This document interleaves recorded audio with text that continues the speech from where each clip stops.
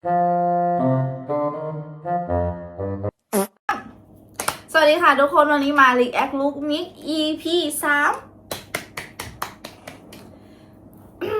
ลูกมิกคือเขาก็ที่รู้กันคือเขาก็แรงแบบคล้ายๆแบบมวลเพิร์ซันต้าแล้วเขาก็เป็นลูกเพิร์ดด้วยชอบส่วนตัวชอบลูกมิกมาก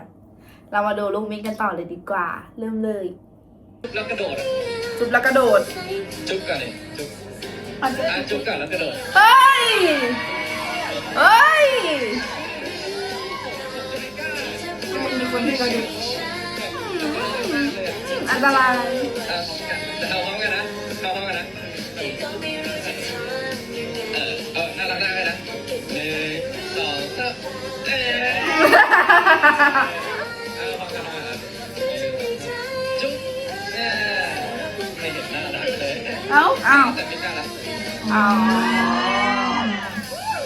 เกือบแล้วเกือบแล้วแล้วแคปชั่นคือว่าด้วยเรื่องปลาดาวลุกคือกลัวแฟน2026ป่ะอ๋อฉายาใหม่ของลูกทุกคนปีใหม่ไงปีใหม่เริ่มฉายาเดิม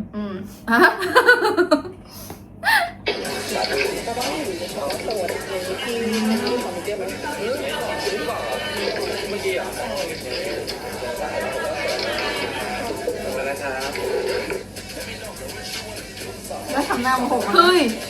แล้วหันไปถามอ่ะเมื่อกี้บอกว่าโสดเหรอ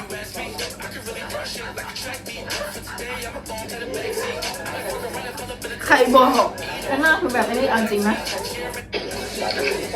ไม่แฟน บอกว่าโสดเหรอไม่แฟนยังไงแฟนขับไปฟ้องลูกบิ๊กบอกว่าโสดนะฮะเขาบอกเมื่อกี้หรอว่าโสดอะไรเงี้ยแล้วแบบถ้ามันแบบไม่ได้มีผลกับใจหรือไม่ได้เป็นแฟนกันจริงๆอ่ะเธอเขาจะหันไปถามเดี๋ยวนั้นแม่เราทำหน้าแบบเอาเรื่องเลยอ่ะเมื่อกี้บอกว่าโสดเหรอแบบนี้เลย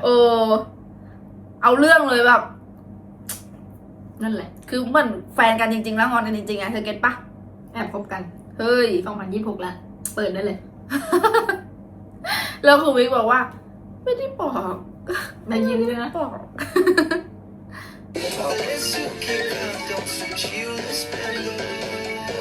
เฮ้ยมึงเขานั่งตักกันเหรอเขาไม่เห็นเหรอแล้วเขาอะนั่งตักกันเลยแล้วเขาตั้งใจที่จะถ่ายข้างล่างขึ้นไปให้รู้ว่านั่งตักกันอยู่เขาจะอวดว่ามิกนั่งตักเขาถูกปะ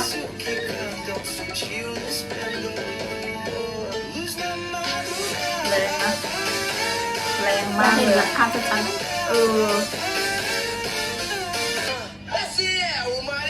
หน้าหนาวของ2 เป็น 10หน้าสีตาขีดมากาแฟ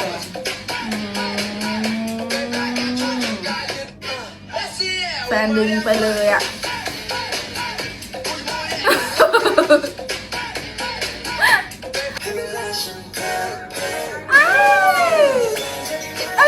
บ้าน่ารักแล้วเขาหล่อทั้งคู่ยอมก็ผิดไม่ยอมก็ผิดอ้าวมันมีชื่ออยู่ข้างหลังไงนี่แหละให้ดูหลังเสื้อไงให้ดูชื่อนี่ไงลองไม่ใส่ดูดิอ้าวใส่ก็ได้ครับใส่ก็ได้ครับมาขนาดนี้แล้วอ้าวลองไม่ใส่ครับอะไรโคเวอร์ตอนนี้เลยเหรอได้ถ้ามีขอว่าเดี๋ยวจัดการให้เพลงเดียวนะเพลงเดียวตัวรูปเดี๋ยวนี้เสื้อกระดุมเปิดนิดหน่อยไม่ได้แต่ตัวเองเปิดตลอดโชว์ตลอดอ้าวงงอย่างนี้แหละต้องยอมต้องยอมเกมจะได้ใช้หน้าที่การงานไม่ต้องน้องคนนี้ได้นะยอมน้องคนนี้ได้นะแล้วคนที่เขาจะไม่ยอมได้ไงวะท็อปเข้าอีกแก้ของเราพลังอ้อนแล้วเพื่อนน้องที่ยอมได้หมดอ่ะลูกหนังนะเพื่อนมีไงที่ยอมหมดอ่ะเพื่อนน้องโดยเฉพาะน้องบิ๊กก็พี่ยอมคนของพี่เปลี่ยนน้องเป็นอะไรปะเป็นอะไรปะยอมก็ยอมมาตลอดนะครับใช่แต่ว่า เอาจริงหลังๆผมจะเริ่มแบบหืออือมากแล้วเป็นคนแบบออกคำสั่งบ้างละเฮ้ยเล่นเหรอไม่กล้าอะไร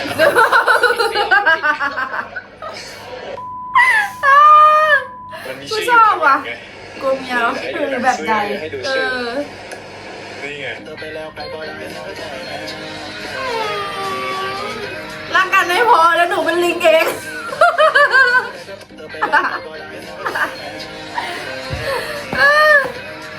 โอ้ยเธอทำไมมันน่ารักขนาดนั้นวะ เมื่อก่อนเขาไม่จุ่มกันเลยนะแบบสมมติว่าแบบนี้เป็นจุ๊บเขาจะเขินมากเลยนะอย่างนี้เขาไม่เขินเลยนะเว้ย จริง ดูดิมันทำยังไงเธอไม่ใช่เธอดูบ้านหน้าเขาสองคนอะแล้วเขาแบบมาจุ่มแกล้งกันแบบเนี้ยมันน่ารักมากเลยนะดูดิน่ารักอะการจุ่มแกล้งเหมือนกัน ไม่ก็ถามเฉย ช่วยเคลียร์ ตกใจ หลายคดี พี่ไม่ได้ยินยอมต้องดูจากหน้าพี่แบบเฮ้ย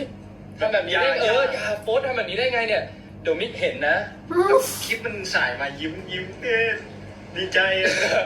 ไม่ใช่แล้วไม่ก็ AI จริงๆแล้วคลิปที่โฟสตีตูดเนี่ยไม่ใช่คลิปจริงนะ AI ลองไปดูได้ถ้าไปเช็คดูเนี่ยของปลอม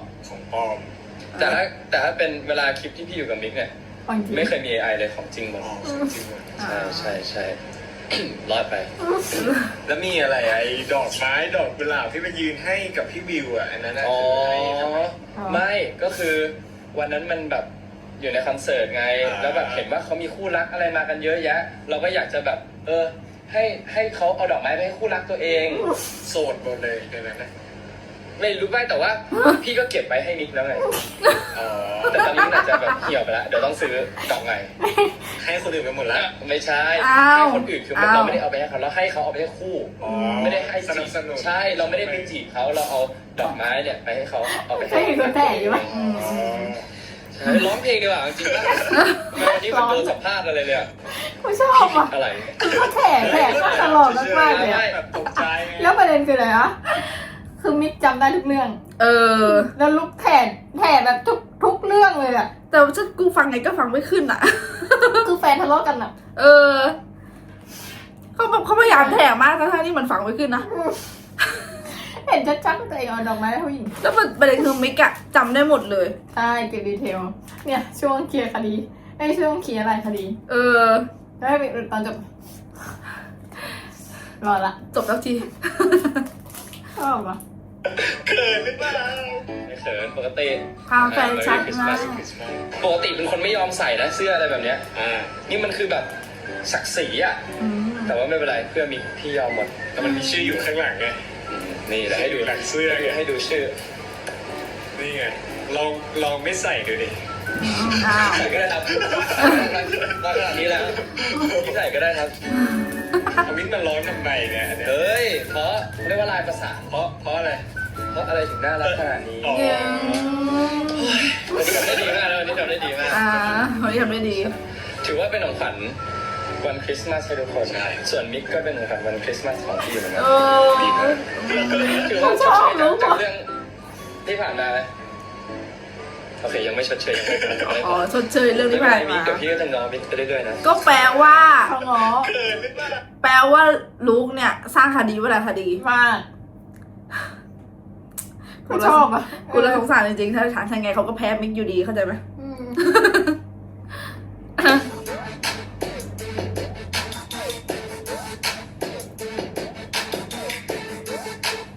ทำไมนะ เอ้ย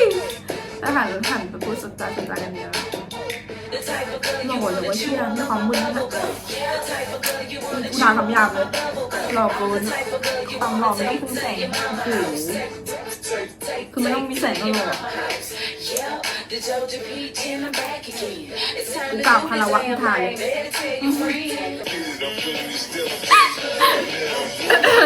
พี่ชายเขานั่งอยู่หลังแฟนจุจิกันนั่นซบไหล่ต่อหน้าพี่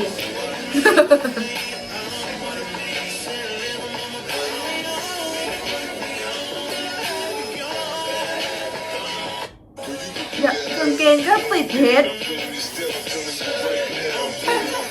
เสมอกันไม่ได้นะมันเสมอกันไม่ได้ เลือดดีไม่ติดให้มิกด้วย รักที่สุดในโลกไปกันสิ เดี๋ยวประเด็นนะ รักเมียที่สุดในโลกแล้วฮีรีโพสต์โดนเส้นฮีเลยดิแบบ เหมือนก็เฮียรักเมียจริงอ่ะ แล้วประเด็นอะที่พูดเมื่อกี้เสียงเหมือนลุกเลย ตอนแรกกูตกใจนึกว่าลุกเป็นคนพูด จริงปะเสียงไหนเสียงไหน รักเมียที่สุดในโลก แล้วไม่ได้ซื้อลูกอุ้ยเหมือนนะ เหมือนนะเสียงเหมือนเลยอะ รักเมียที่สุดในโลก มันจะต่างกันเป็นประจำว่าเธอน่ารักฉันไหมและหากเธอน่ะบอกมาว่าเธอน่ารักแค่ไหนว่าท้องฟ้าหรือมหาสมุทรรักก็คือดินก็คือน้ำรักเธอที่สุดก็บอกว่าบางทีมันยากที่จะอธิบายไม่ต้องกังวลจะไม่ไปไหนถึงกับวันสุดท้ายไม่ใช่ว่าฉันนั้นไม่เชื่อใจฉันรู้ว่าเธอทำเพื่อฉันนั้นไม่ใช่เพื่อ รักเมียที่สุดในโลก น้ำเหมือน ยิ่งดูยิ่งเหมือนเพิร์ด เออ พวกคันลงพวกคันลิกกันตรงกันเลย แบบรักเมียอะไรเงี้ย จริง ข้างรักเมียอะไรเงี้ยอะไรก็เมียอะไรเงี้ยเหมือน เหมือนทุกอย่าง หน้าก็คล้าย อืม ทรงอ่ะ แบบทรงหน้า ยิ่งแบบเป็นเพิร์สสมัยก่อนตอนสมัยเอาเด็กๆอ่ะเป็นลุคเป็นลุคแบบนี้เลยกับกระต่ายอุ้ยน่ารักจัง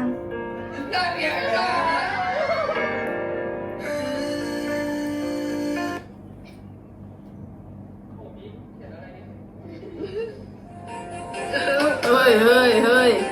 กระต่ายดุนะ น่ากลัวจริงด้วยกลัวจริงด้วย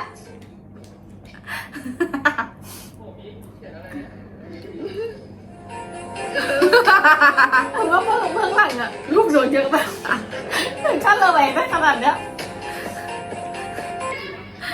One, two, three.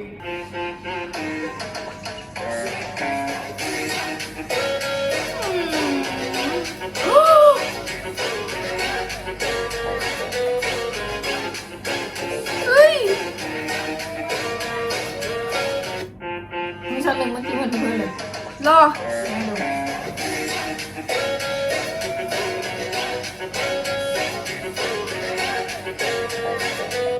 เฮ้ย เหมือนเพื่อนไหม มุมนี้เหมือนเพิร์ลเลย เฮ้ย พี่น้องที่พัดพราก ลูกสาวครับ โอ้ยทำไมน่ารักอย่างนี้อะลูก นี่คือจูดี้ น่ารักจัง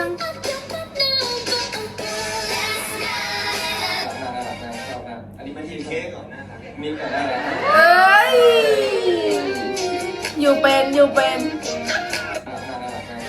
อันนี้มันทีมเค้กก่อนนะครับมีก่อนได้แล้ว โอ้โห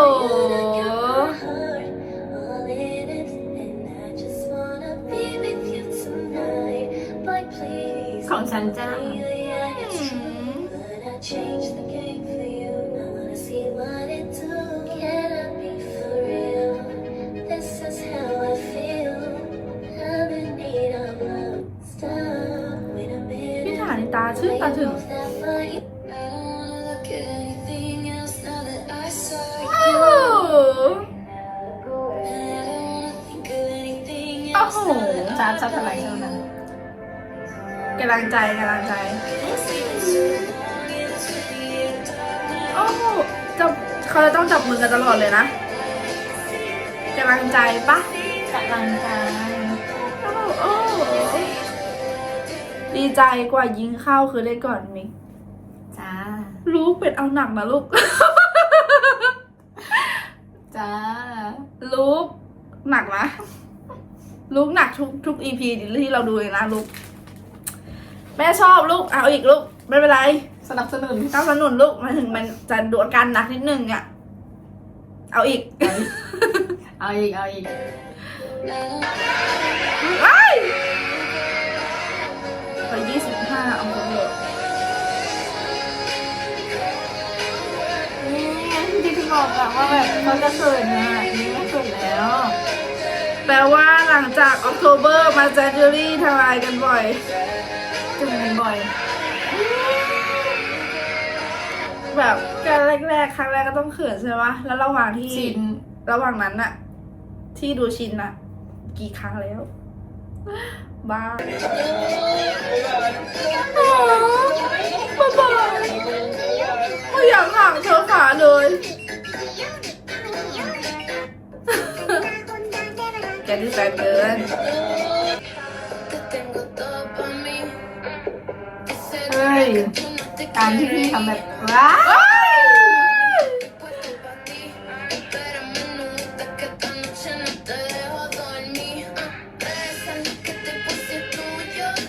เฮ้ย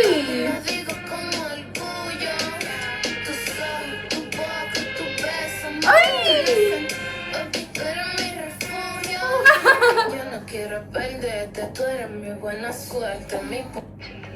เขินอะอุ้ยแต่ที่มีอยู่ข้างหลังนี่ละแบบตายนะแต่ตา แล้วอยู่สีเดียวกันด้วยนะ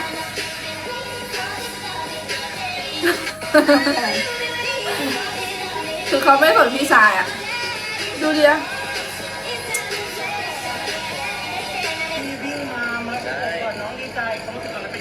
ความรู้สึกตอนนั้นคือเราจะถึงน้องอยู่แล้ว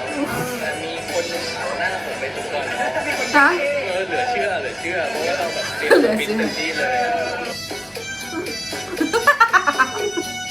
เนี่ยจะถึงแล้วอ่ะลุกขึ้นมาก่อน แล้วประเด็นคือว่าทาตรงนี้ต้องจับอ่ะ แล้วแล้วเธอดูหน้าดิวินแบบดีใจมากต่อไปก่อนน้องแล้วอ่ะ ดูหน้าดิ แม่น้องเลือกกองแหวน ยิ้มแบบปากอ้าวกว้างมากอ่ะ แล้วจังหวะนั้นก็คือลุกกระโดดเลย มับเขาให้ ไม่มีใครได้กอดมิกของฉัน พี่ชายก็ไม่ได้กอดเพราะฉันกระโดดกอดมับเขาแล้ว กูจะบ้า ดูดิไม่มีใครได้กอด ลุกได้กอดคนเดียว ไม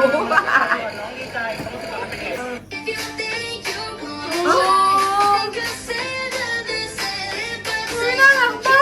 กูนึกว่าแฝดน่ารักอะ อันนี้คือแบบพาแฟนมาให้พ่อกับแม่ดู เออ น่ารักอะ ครอบครัวสุขสันต์มาก หมดเลยค่ะคุณก็ด่าลูกดิเลย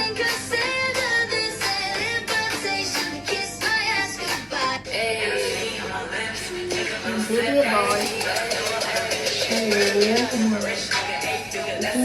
โอ้โหบอยเฟย์ต้องคุมเอวน่ะ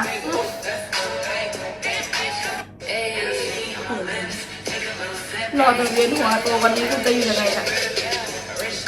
อะไรไหม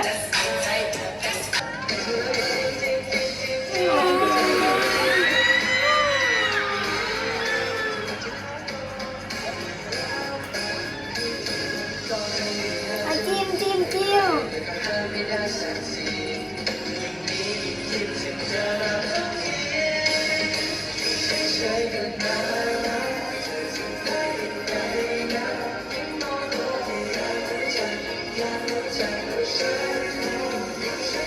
ข้างหลังเป็นแบบนี้หน่อย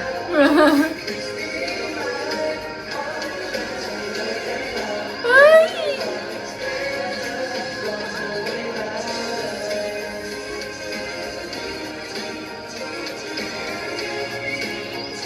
ชอบทำเป็นหน่อยน่ารัก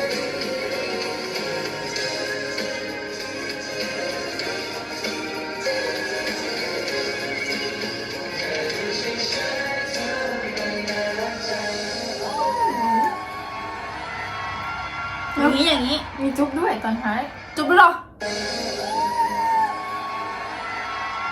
เฮ้ย บายบาย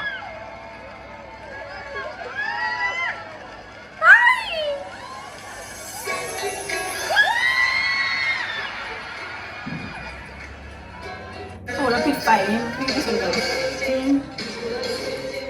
อันนี้เห็นชัดเลย โอ้ยน่ารัก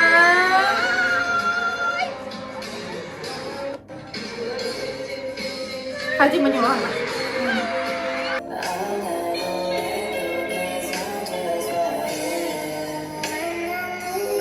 โอ้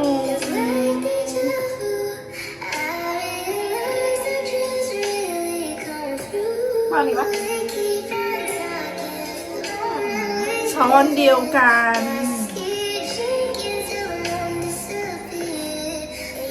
เ ตัวติดกันอะไรขนาดนั้น ว้ายว้ายว้ายว้ายคนโสดกินยังไงวะ ไม่ได้ว่าบิ๊กบิวว่าเนี่ยจูดี้แบบนี้ แล้วอีกอันอืม แต่ก็ชอบกอดไง มิกเหรอโอ้อ๋อช็อตที่ว่ากอด อ๋อยิงจุดโทษเหรอ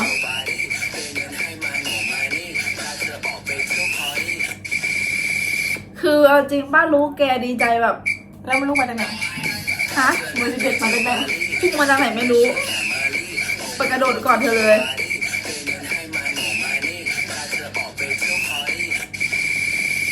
เดี๋ยวคุณดูดิ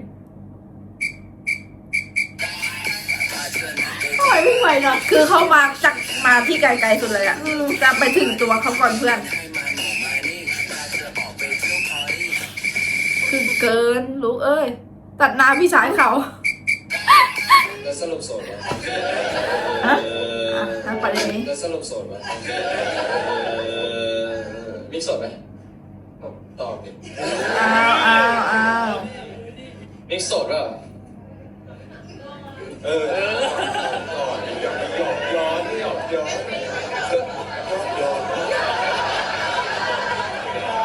ด้วยป่ะ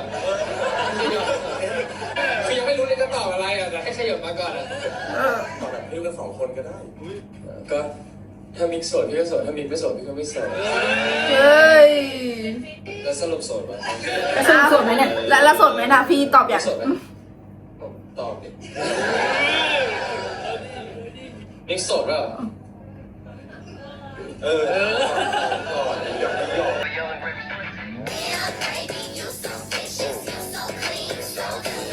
ดูพักทุกคนเพื่อมากอดเจอ ถูกปะเดี๋ยวชิ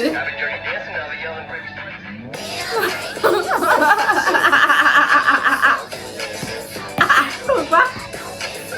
เอาเดินผ่านพูดลูกพูดดีใจเลยผ่านเซิร์ฟผ่านใครไปละกอดรู้คนเดียว อ่านแคปชั่น ถึงแดดจะรับบอลไม่ได้ปาเตะบอลออกนอกสนาม แต่เมี่ยงวิ่งผิดทาง น้องเมีย น้องเมี่ยงวิ่งผิดทาง แต่พี่รู้ก็กู้ศักดิ์ศรีบ้านมาได้อย่างภาคภูมิใจ อ๋อเธอจำได้ไหมที่ว่าเขารับโกอะที่เขาอยู่โกอะแล้วเขาก็รับบอลไม่ได้สักลูกเนี่ยแล้วคือแพ้อะแพ้ทุกลูกเลยอะแล้วก็ เมี่ยง แล้วเขาส่วนเขาก็ป้าเตะบอลออกนอกสนาม คือเซนต้า แล้วเมี่ยงอะวิ่งผิดทาง ส่วนลูกคือเป็นไอ้นั่นอะไรเขาเรียกว่าอะไรกอบกู้ศักดิ์ศรีของบ้านนี้ แคปชั่นเล่าเหตุการณ์ทุกเหตุการณ์ วันลูกกี่พูดแบบดีใจมากเลยเห็นปะ อืม เอาไปดูไป คำที่เขาแบบลบทุกคนเพื่อมากอดบิ๊กอะหรือว่าตอนนี้เสร็จแล้วมองว่าอยู่ตรงไหนมะ ดูพ่อภูมิใจมาก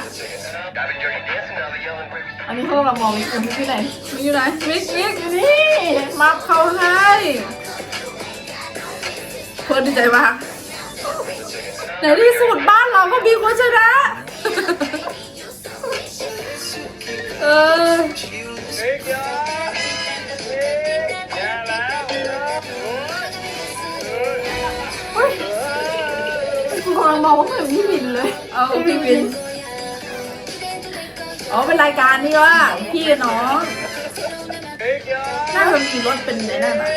บอลเซอร์ ตอนหัวเราะแล้วหน้าเหมือนกัน ได้เวลายืนบ้านทีกันมาล่ะ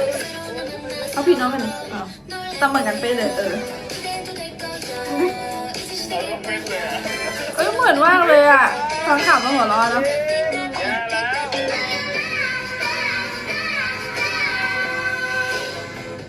อย่าแล้ว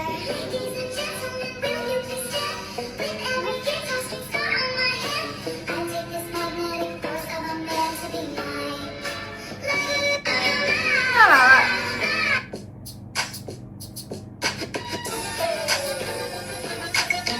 ตอนจีกับตอนเป็นแฟนแล้วเนี่ย เฮ้ยบอยเฟนจริงๆนะทุกคน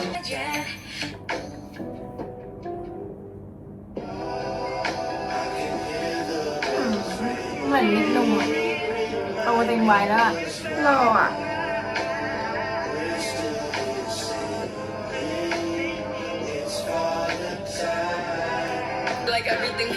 จริง ทีนี้เรามึงสาระไม่สาระ You know what? What's up? Forget it. Cause all the bad girls always end up on that shit. ติ๊กต็อกใครวะเนี่ย ช่องกดแฟน เรียกว่าติ๊กต็อกคนแฟน สร้างมาคู่เลย You know what? What's ใ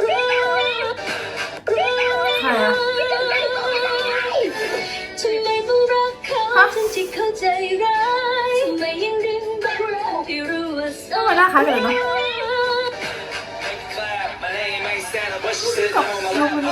นั่นดิ จ้า เจตนาที่เล่นคอนเทนต์นี้คือจะอวดเสื้อ เหมือนเพิร์ดตรงนี้อีกแหละ อ่ะ เหมือนติ๊กต็อกเพิร์ดไหมมีแต่ซันต้าติ๊กต็อกลุกมีแต่มิกทุกคลิป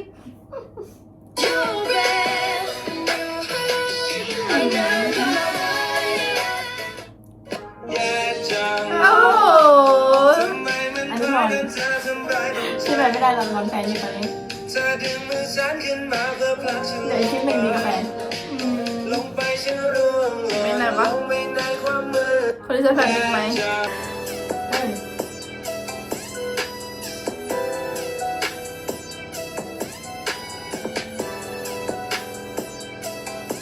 หลอกกัน ทำไม เว้ย ล่ะ ไม่รู้ อ๋อเดี๋ยวกันปะ แม่สองคนนี้ พี่รู้ เขาเรื่องของเขาลงแล้วเขาเขียนมันตรงนี้ใช่แต่อันนี้เดี๋ยวมันไม่ใช่เหมือนกัน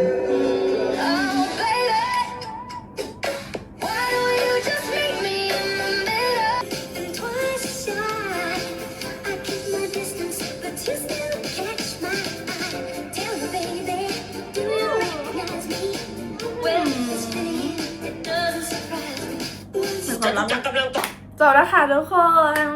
คือคู่นี้ก็เป็นคู่ที่เราชอบมากเหมือนกัน ทุกคนใครอยากเห็นโมเมนต์แบบเรียลไทม์แนะนำให้ติดตาม TikTok ลุก จริง คือเขาลงแต่แฟน แล้วก็คือเราสองคนก็รอเก็บโมคู่นี้อยู่ อยากให้แบบว่าออกมาเสิร์ฟไปเยอะคืออยากเห็นแบบเนี้ย อยากเป็นลิงอ่ะ พี่รักกันเลยหนูอยากเป็นลิง เจอกัน EP ต่อไปนะคะทุกคน ถ้าชอบคลิปนี้นะคะ อย่าลืมกดไลค์ คอมเมนต์พูดคุยได้นะคะ อ่านคอมเมนต์เลย แล้วก็อย่าลืมกดแชร์ กดติดตาม อย่าลืมกดกระดิ่งด้วย บ๊ายบาย